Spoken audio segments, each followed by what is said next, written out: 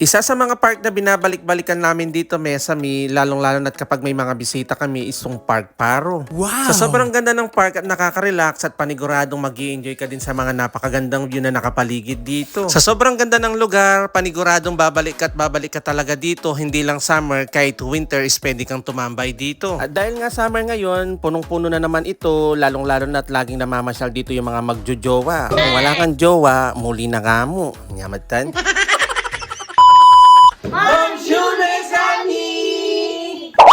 Nung isang araw pa pala Mesami itong video na to, kaya for today's video is itutur ko kayo dito sa may Park Paro. Matagal-tagal na pala Mesami itong video na to, muntik ko nang hindi na i-upload. Ito pala yung video na to na dumating yung BFF ni Mami Bea, si Mami Luming, kasama yung asawa niya at saka si Ate Kat.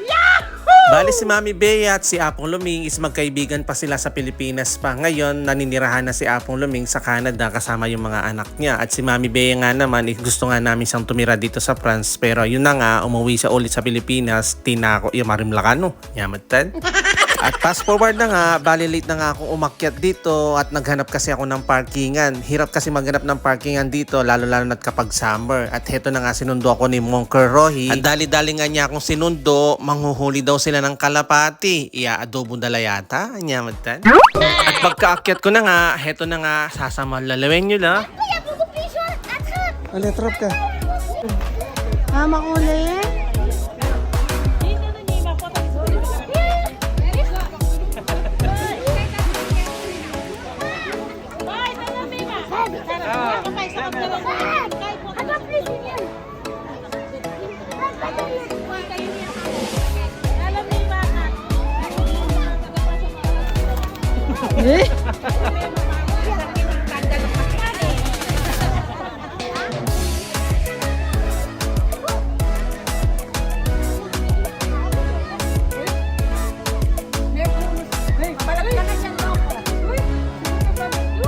Rohi.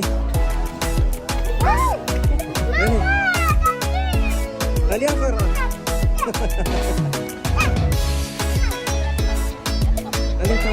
Ali bro, abang ali.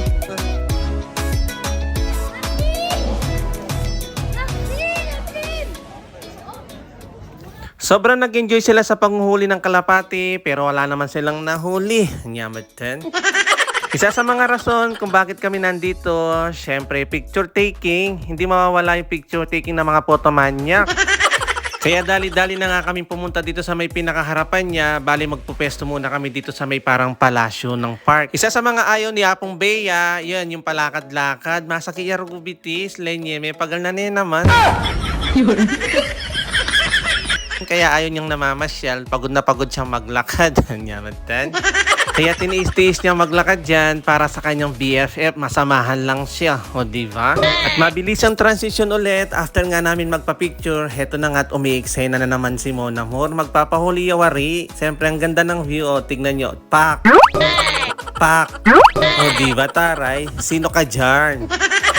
Sa sobrang ganda ng view, palalampasin mo wari itong nagagandahang lugar na to, o diba? Kaya kapag ikaw ay may jowa, napakasarap tumambay dito. Kung wala kang jowa, muli na ka mo, matudtud, magkulubot, tapos matut. Nyamatan. No. Tingnan nyo naman yung mga tumatambay dito, o diba? Kailangan may katabi ka dyan habang pinagmamasdan mo yung view. Pero no pressure naman, kung gusto mong pumunta dito na mag-isa, kahit wala kang jowa, ay di mag-isa ka manood ng view. Nga, di walang pakialamanan. Heto yung magandang view na siguradong balik-balikan mo dito. Heto, makikita mo yung napakagandang viewport at habang pinagmamasdan mo yung viewport, makikita mo dyan yung Notre Dame du Lagard at makikita mo dyan yung Museum. Wow! At ang sarap pagmasdan yung mga dumadaan ng mga bangka galing viewport papuntang island ng If at saka sa island ng Fiol. Kapag magkaroon ng pagkakataon, isitatry nga naming mamasyal sa island ng Fiol at saka island ng If para ipakita sa inyo yung lugar na napakaganda dun. At fast forward na nga ulit, after nga namin magpicture picturean dito sa may view, sa may papuntang viewport. Heto na nga at pumunta kami sa may likuran ng park at makikita mo rin yung napakagandang view dito sa may likuran. Dito nga pala sa likuran, Mesami, is bali dito dumadaan yung mga malalaking barko na galing sa mga iba't ibang bansa. Bali, isa sa mga daungan ng mga malalaking barko itong lugar namin dito sa Marseille. Kaya mapa winter man o summer, punong-puno ng mga turista ang lugar namin dito sa Marseille. At fast forward na nga ulit, bali nakita ng mga bata itong telescope na kakulay nila. Hanyamad tan. Tignan nyo. Bali, mag-i-insert ka lang ng 2 euro, tapos magagamit mo siya mga 2 to 3 minutes, ayan. Basta pagka-insert mo lang ng coin, ayan, i-enjoy mo na yung mga view at makikita mo na yung mga pinakamalalayong view doon sa may lugar na yan. And finally, after nga namin magpicturan, heto na nga, nagkayayaan ng umuwi. Pero may nga palaban niyang lalakad talaga yapon. Tiklawin niya. Magkaita pa, magpaglimbon. Gilid ro yan. Gilid. Ang tatakbo. Yabat yun. Dahil matagal-tagal pa yung limbon na makarating kung saan kami pupunta, heto na nga at nainip na yung mga bata, kaya dali-dali na nga kaming nauna at medyo malayo-layo pa rin yung pinarkingan ko, kaya heto nauna na kami at dun na lang kami maghihintay habang hinihintay namin si Mami Bea. So paano yan? Hanggang dito na lang po muna, Mesami! God bless! Thank you for watching! Again to! Ciao!